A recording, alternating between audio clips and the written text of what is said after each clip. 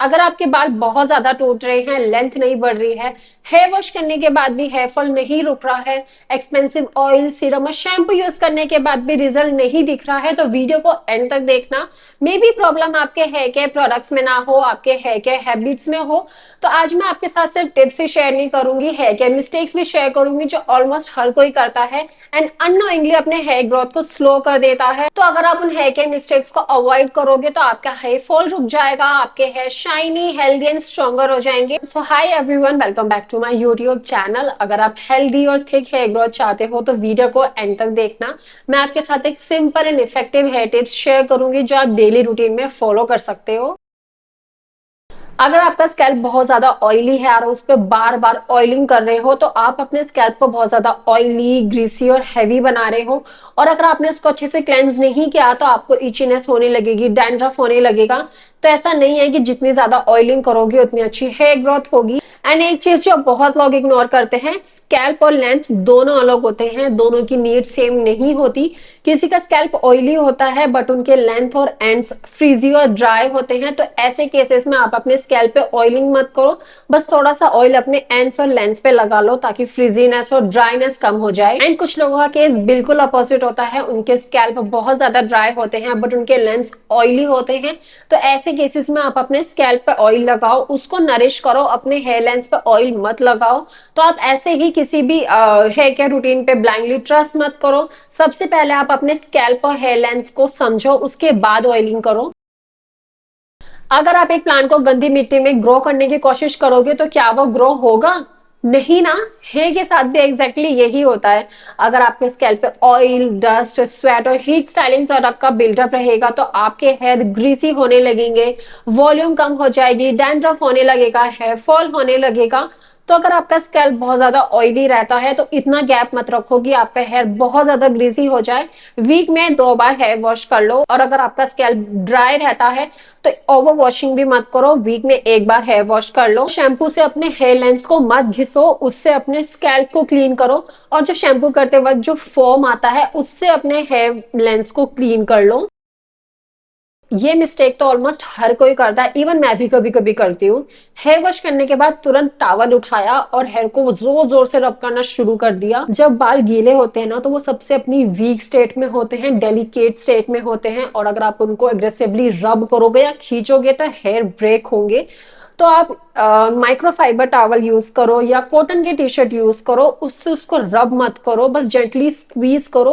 Naturally excess water को absorb होने दो। जब भी आपके बाल गीले होते हैं ना, कभी भी कॉम्ब मत करो। एक तो वैसे ही वो इतनी वीक स्टेट में होते हैं, उसके बाद आप उनको खींचोगे तो नेचुरली हेयर ब्रेक होंगे। तो आप उनको पहले एयर ड्राई होने दो, उसके बाद कॉम्बिंग कर लो।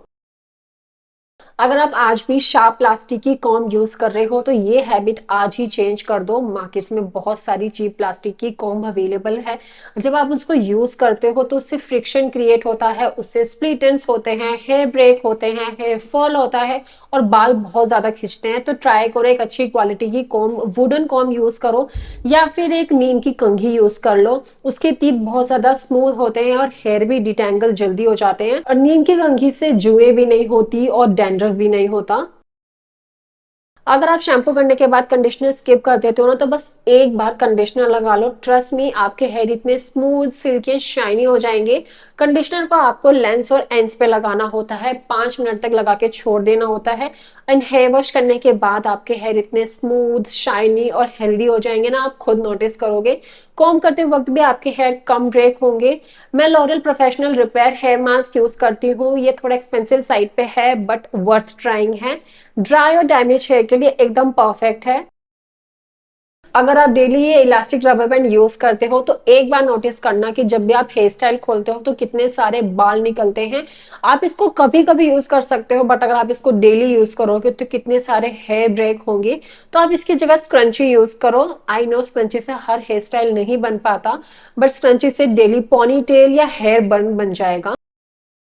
जब भी हम बाहर जाते हैं तो अपने फेस को कवर कर लेते हैं, सनस्क्रीन लगाते हैं, but what about our hair? Direct sunlight, UV rays, pollution, dust, इससे हमारी स्किन तो डैमेज होती है बट हमारे हेयर भी डैमेज होते हैं। हमारे हेयर ड्राई हो जाते हैं, फ्रीजी हो जाते हैं, रफ हो जाते हैं। तो आप जब भी बाहर जाओ अपने फेस को तो कवर करो, बट साथ में अपने हेयर को भी कवर करो, स्कार्फ से या हैट से।